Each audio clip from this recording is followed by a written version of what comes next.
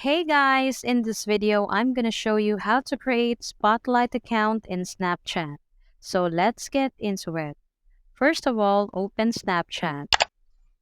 Click on your profile at the upper left corner.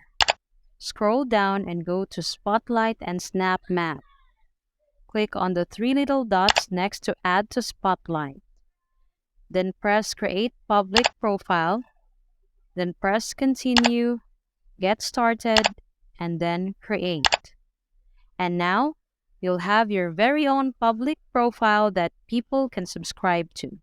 So that's all for this video, guys. If this video was helpful, please give us a like.